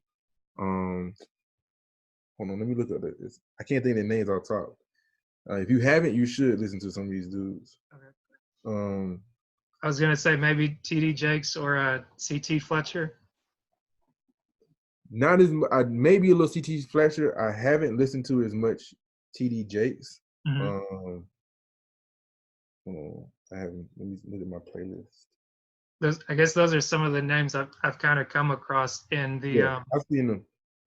coming across like the motivational stuff where people do like the compilation videos and they'll take things that Yeah, people yeah. said either in movies or something like that. So I listened to there's a dude named Jim Rome. Have you ever Okay. heard of him? I I've listened heard to of him. Jim Rome and Les Brown.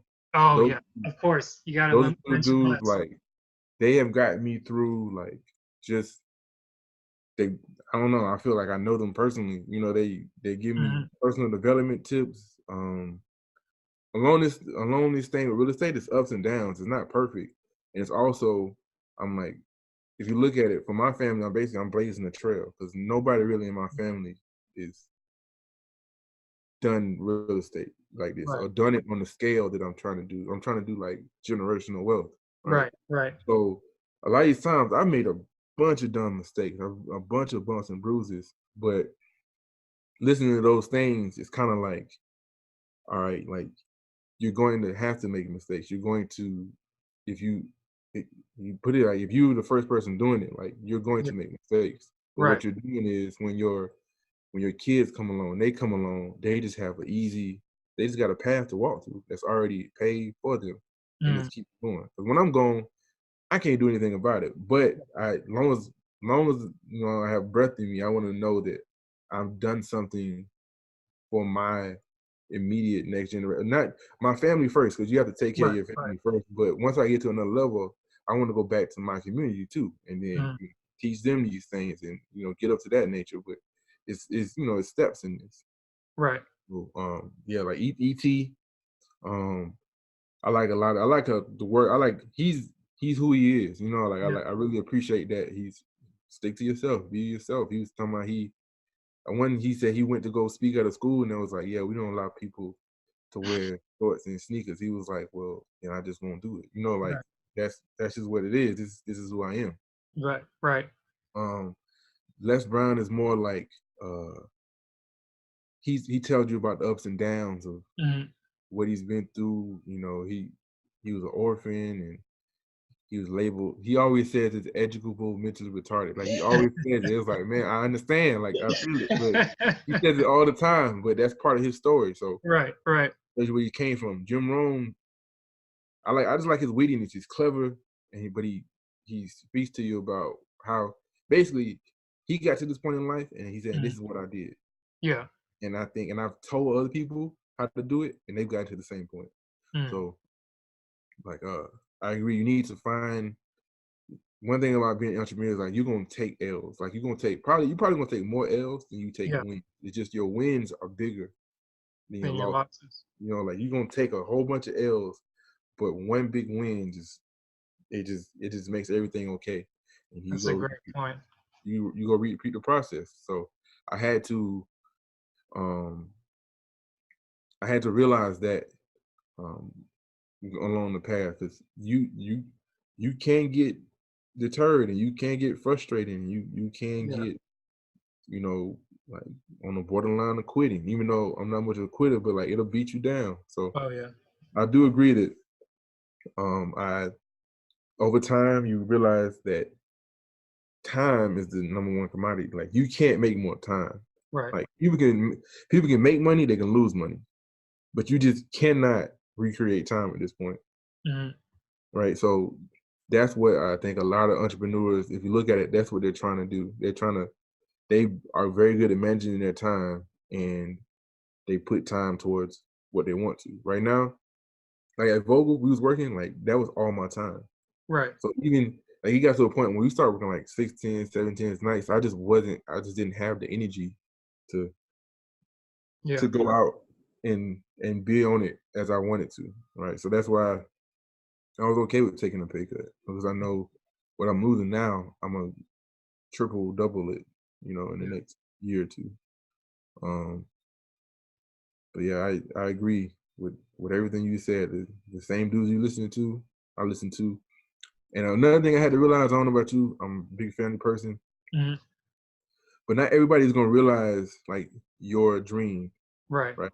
They don't see to on the outside looking in, people may think I'm a madman because I Mhm. spend a lot of money on these houses. Mhm. But I know in the long term, these houses are gonna pay me back. Right. And I would send people videos, I send people books, I do this, do that, and they just wouldn't buy in. So Right. my Right. fiance, she had to talk to me. She was like, "You frustrated, but not everybody's going to see your vision, right? They Mhm. don't, they're not going to relate Right. because she said at one point in time I had the same mindset. Like I don't want to work for myself. Like I don't want that responsibility. Just work for a company. They Right. can take care of it, whatever." And I was like, "Yeah, that's right." So now it's just decided to be more of an example. And so Mhm. now I'm noticing. That's why I started to do. Like I'm not a big like I have social media, but I'm not a big like put the camera on me person, right? Right. So Right. more and more I've started to like take pictures of this house. This is what we Yeah. did to that. Just and then now I'm seeing like questions are coming in like, "Oh, well, how'd you do that?" Da da da. Yeah. So it's like, okay, I have to put myself out there, which is I'm not really Yeah. comfortable with Yeah. that. But Yeah. Yeah. if I want to reach the people that I want to reach, then I have to further start getting out there. Like, Yeah. um, now my cousins are calling me like, "Oh, well, how'd you finance this? And what did you put this down in? Mhm. Explain equity, da da da." So I'm just like, okay, well, I took a different approach, and it's slowly working. And Mhm. their minds are turning into it, and they want to buy in. It's Right. what it's like. People have blind faith in you. Like my family, I told them I want to do something. They said, okay. Like they didn't, they don't question it just Right. because they support me. But now it's to the point where they're trying to fully understand it, not Right. alone just with just blind support, right? Like you have brothers and sisters, I'm pretty sure like they tell you do something, you just want to support them. Just all right, Yeah. that's Yeah. my sister. I may come, but have you bought in fully? Like, are you fully invested into this? In the beginning, they were not, but now I can see a difference. Yeah. And Yeah. I think if I can speak to that, I think I started doing a lot of the same thing. Kind of like I got this book on boundaries, and I think I shared it with people. It's really talking about having personal boundaries on different levels, and it talks about it from like a spiritual perspective, where it highlights the misconceptions that quote unquote Christians have as to why boundaries are a bad thing. Hmm. But it's talking about like if you don't have personal boundaries, you're really doing a disservice to yourself and the people in your life. So it's like as powerful as that book was, or like a Rich Dad Poor Dad, like initially I rushed out, like I would bend over backwards to try and give somebody the information like it was given to me.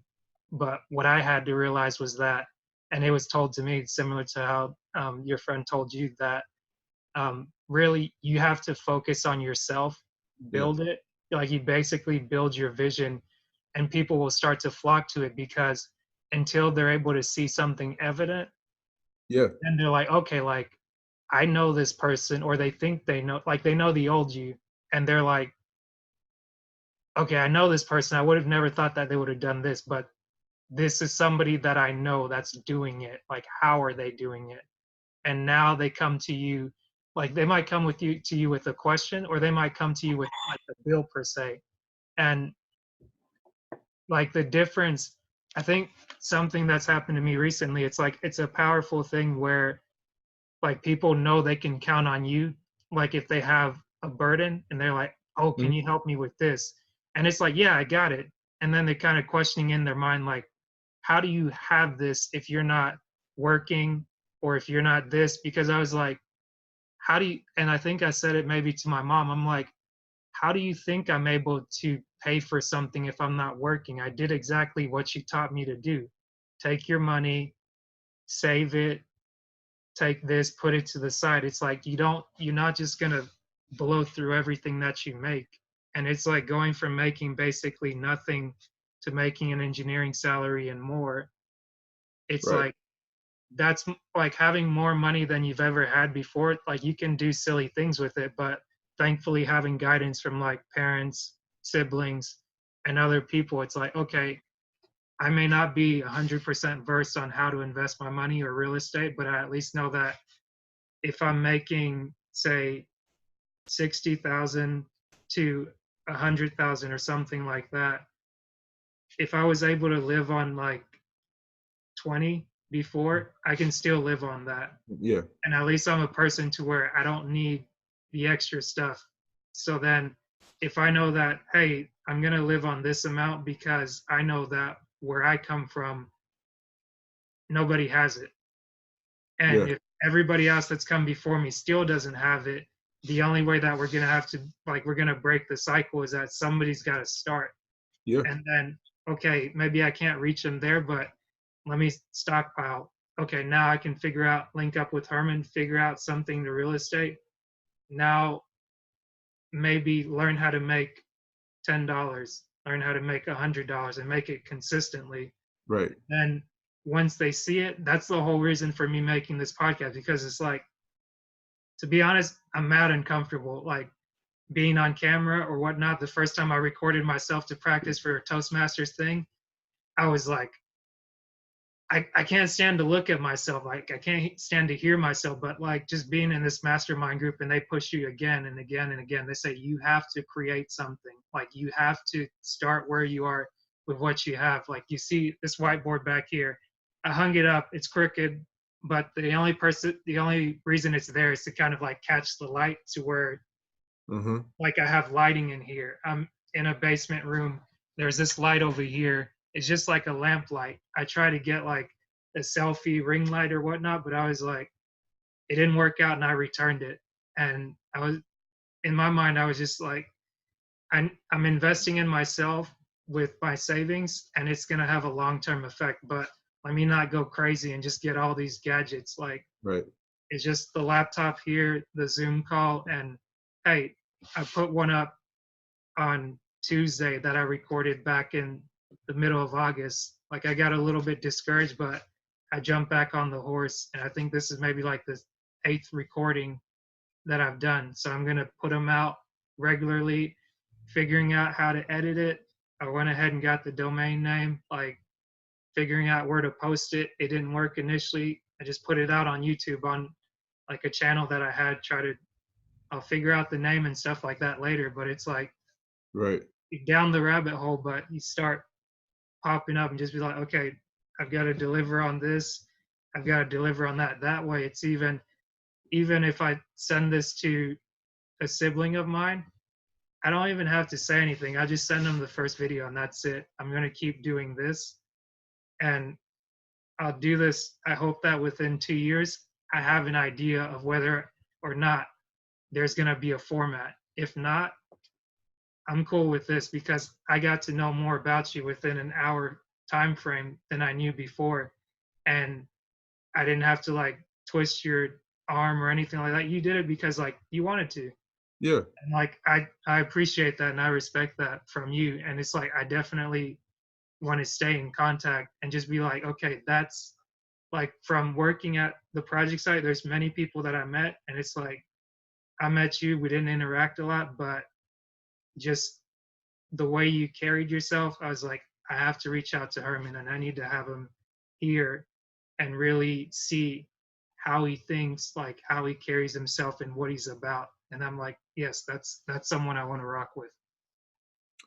Yeah. Like I'm a cool dude. I'm I'm big on helping. Like if somebody wants to help themselves, or like, as soon as you tell me about a podcast, I was like, that's cool. Like I ain't got no issues with it. I'll do it. Same thing you said. Like I'm not a big on camera person, but one of my goals now is I'm I'm trying to force myself to take more like pictures and stuff. Cause Yeah. one, I want to see progression. Right. Cause this year I've lost 45 pounds since May. Oh You man, know, congrats. but I haven't taken pictures of it, so Right. I can't see it. My fiance can see it. Mm, But also like later on, like I want to see where I'm at a mm, year from now as far as progression with the real estate. And another thing is when I have kids, like I want my kids to be able to see what their parents were like, mm. at this type of age. I think that's pretty cool. This kind of random. Yeah. I keep a I have a notes like on my phone, right? So I keep Mm, a bunch of just random notes. I keep a quotes. I like to live by quotes, and yeah. whenever I hear something, I'm like, all right, I gotta write that down. So one of them, it relates to whatever's going on in life. So when you was talking about people not being able to see your vision, one of the quotes it says, "Talent is when you hit a target nobody can hit. Genius is when you hit a target nobody can see." Right. So Mm, like you can see your vision, like you can see where you want this podcast at, yeah. or where you want it to be. Nobody else can see it, Right. right? So are you crazy or are you a genius? Right? You feel me? I like both. Yeah. So and then another one, my favorite one is Les Brown. He talks about being either you're involved or you committed, right? Because some people they're just involved, right? Right. Right. Like you say you send this to your sister, she may watch a little bit of it just because she's involved. Mm, Commitment to me is I send you something and you give me feedback. You go right. through it and you say, I didn't like this. I didn't like this. Try Right. this. So his quote was, he said, next time you have bacon and eggs, you think about it. The chicken was just involved. The bacon was committed. You feel me? Like the bacon, he gave his life for it. yeah. Yeah. So it's like, are you involved or are you committed? And the more you do it, I think you will bring more commitment Mm, than just involvement, right? Because you're you just at the base level now, right? You haven't really built it to where you want it to be. It's kind of like ET. right. ET, if you look at his first videos to like the editing now, it's just like two completely different worlds. Right. Right.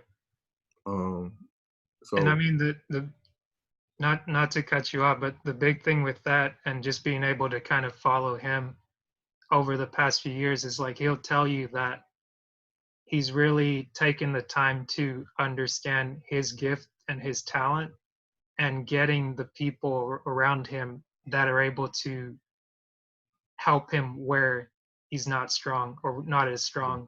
And one thing he'll tell you, he always highlights the people that he rocks with because he's been speaking maybe since like his first time he got a chance to speak was maybe when he was 16 or like 16 or 15. And there was like, I guess you could call it like open mic or something at a church service, and people were allowed to like give a word. And right, he's always been able to speak. And what he found with the guys that he rocks with are like the big three, as you'd call them. You don't see them much because they're in the background, but he's got somebody that he's allowed to direct him, and his name's CJ. Like he's the guy that yeah, runs, yeah, he runs the podcast, and he's the one that really coached him to be able to say, okay, you know how to speak, but let me direct you. Like when you're talking, throw a joke in there to where you connect with the yeah, audience. And then like whenever like before he didn't even do voiceovers, but since he's been running like since he's been working with his guys, I think probably more like 8-10 years now, they've committed to the idea that he put forth, and he just kept doing what he was doing. And when you had CJ come alongside him, you had another guy, Carl, that came alongside him. He's in a very supportive role. And what Carl was able to do was capture what ET's doing. So it's like you see him speaking, but you don't see the person that's on the other side of that camera. So somebody's got to cut the camera on and make sure right, that he's mic'd up, because the video that blew up, The Secret to Success, like that was one of the first times that they had him mic'd up to where you could actually hear what he was saying and you could hear it clearly. And they were able to take that and they just dropped it on YouTube as soon as they decided to walk away from a um, a, a good paying job at Michigan State as advisors, Yeah. like benefits the whole nine. But they left that and they bet on themselves, saying like, "We're gonna do this." A lot of people weren't happy with it, but they trusted them enough to say, "Okay, you guys are doing that. You guys are doing that," and he'll tell you definitely that his wife was very committed and she's still very committed to his life and his success because all the while he was trying to do his speaking, she was the one working and making sure that they had the roof over their head, they were Yeah. fed and things like that. So at no point in time does he disrespect or allow people to disrespect her, to be like, oh, okay, like she's not making what I'm making. It's like when I was making zero, like she kept us like afloat. So it's like for all the time and effort that you invested in me, I'm gonna make sure that I give you a return on your investment. Right. And that's the biggest thing that I've learned, and really looking at it for myself. Like I went from being an admirer of ET to where I'm like, okay, like I respect you now. And I don't just like look at you kind of like from a cheerleader's perspective, but like I respect you as a man, as a human being, and seeing that, okay, now I'm understanding your message.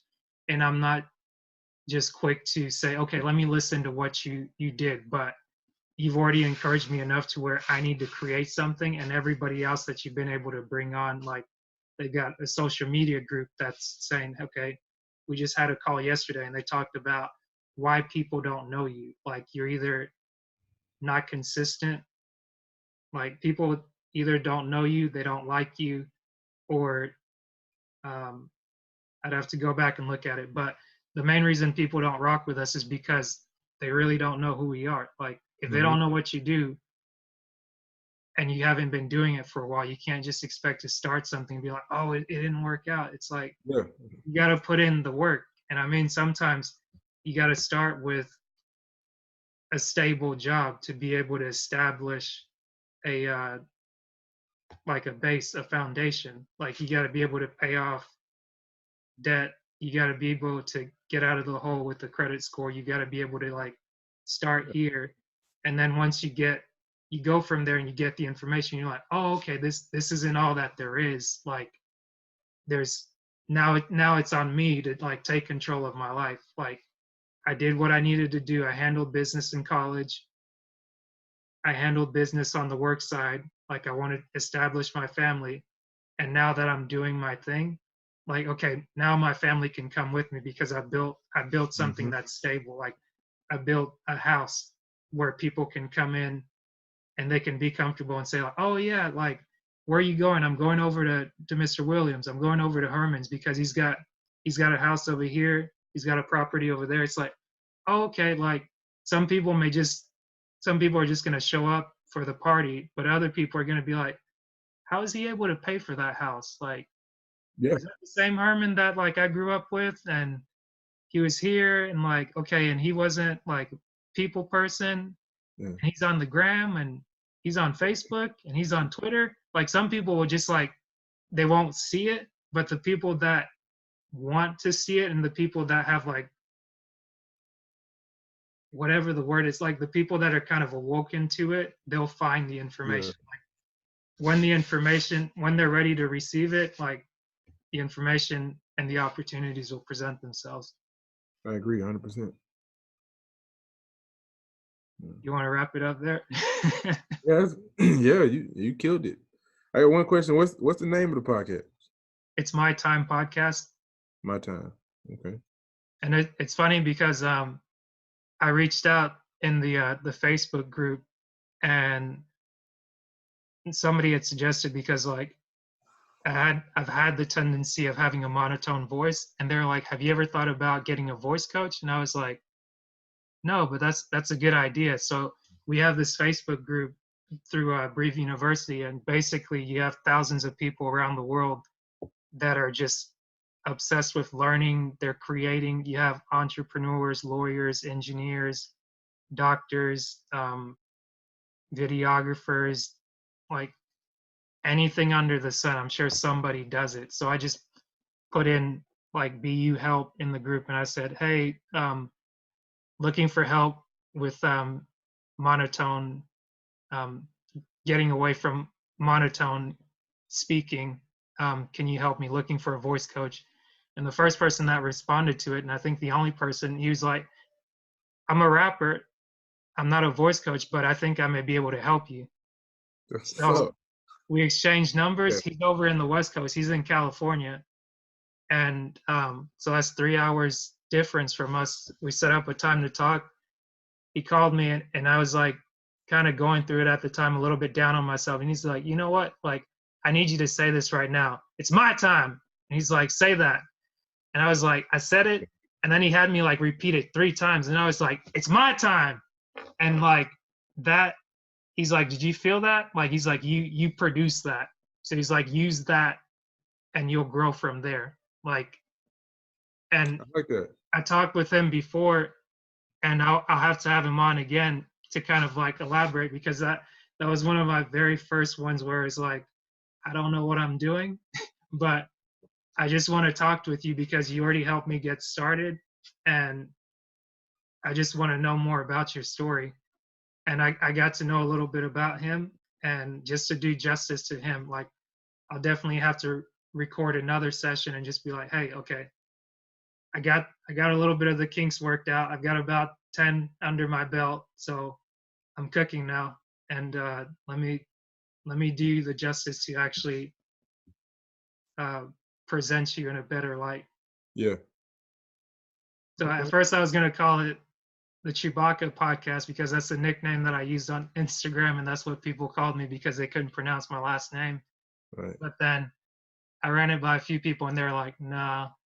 And I was just walking one morning, and I was like, what about it? What if I just use that? Because like that's kind of what got me in the mindset of saying like, okay, use that, practice speaking, go online, research vocal exercises for people that even sing, and just do something different that you've never done before. Do it consistently, and you're gonna get something out of it. Either it's like, okay, that didn't work, but I like that. I like that a lot. gotta listen. And then once I said, hey, what about this one? And immediately the guys on the prayer line that I was with, they were like, oh yeah, yeah, that sounds good. It's like, did you grab the domain name? And I was like, no. They're like, go ahead and do that. And at first I just put, it's my time. And I was like, oh, that one's taken. And then somebody's like, why don't you put podcast on there? And I was like, oh, okay. Oh, it's available. So I jumped on GoDaddy, purchased it, maybe like $12 or something. Go ahead and get it for the year. And then after that, I was trying to figure out how to do the website. But I was like, okay, leave that alone.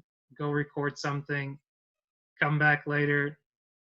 Recorded something with a friend of mine. He's a barber out of Savannah, Georgia. We met last year in at the second prayer line retreat that one of the guys had set up, and we just kind of everybody like basically what this prayer line is it's like we call it a spiritual barbershop, and it's like majority brothers on the line that are about just that are just about, I guess, elevating themselves.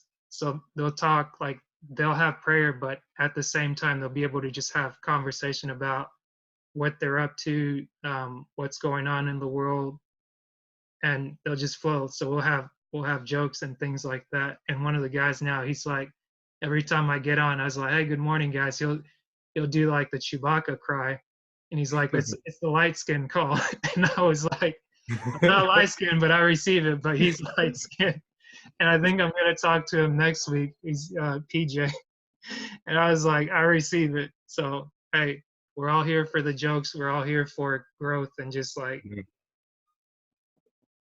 we're out here. Yeah. Yeah.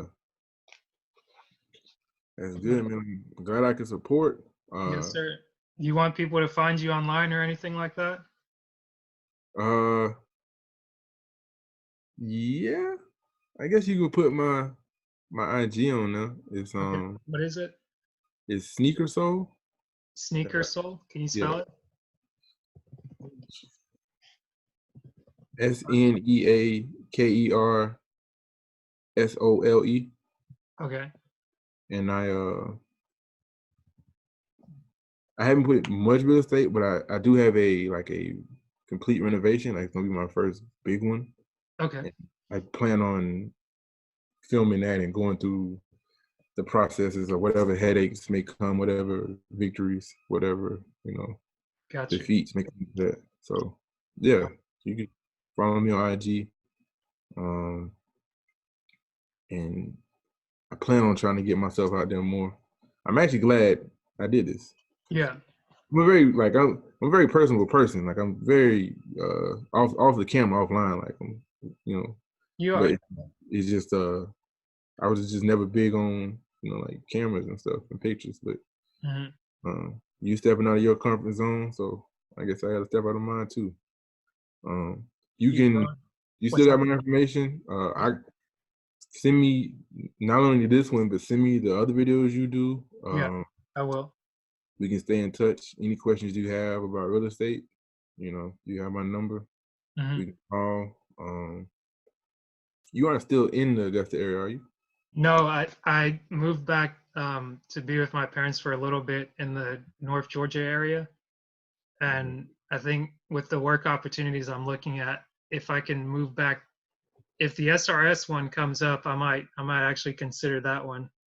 And otherwise, I'd like to be in Atlanta just to be able to move around. And I think it would be great for real estate because my Yeah. thought was I'll probably talk with you more about it offline, but my main thing was that if I can find a property similar to one where I stayed in at campus, where you have it's near a campus and you have like reoccurring current Yeah. tenants, then it'll make it easy for you to where it won't be hard to find. And then if I need to move away, if it's close to family, I can have somebody check in on it. But I definitely want to get to a level where I have somebody managing it. And Yeah. then as things start to become automated, I'm not trying to carry a load. It's like, I think the position you and I are in, and there are many people like this out there that you have the capacity to do many things well, but it's not always to your best interest.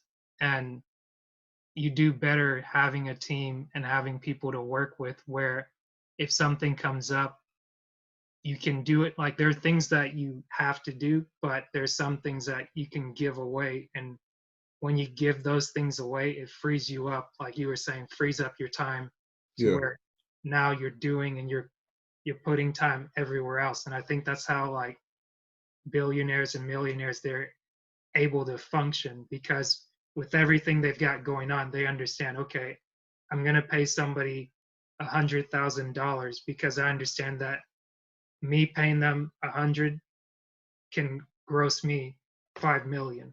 Exactly. It's I like, have more time to put yeah, towards.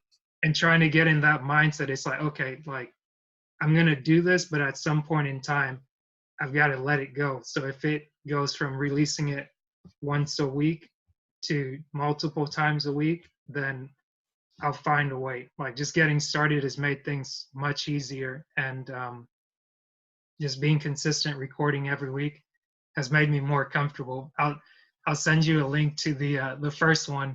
Yeah. It seems good because I'm not talking a lot, but the next one is a little bit rough. But then like the fourth or fifth one, it's kind of like what do you say, like the stock market, like Yeah. up and down, but eventually the trajectory will take off, and we just keep at it That's good, man. Yeah. I foresee a lot of, growth and prosperity for the both of us. So uh, glad you had me. Anything you need, let me know if you're ever in the area and you want to. If I have some properties open, you want to come and see what we're doing, for sure. just let me know. I will. Always a pleasure, Herman. Likewise, man. Take care. All right.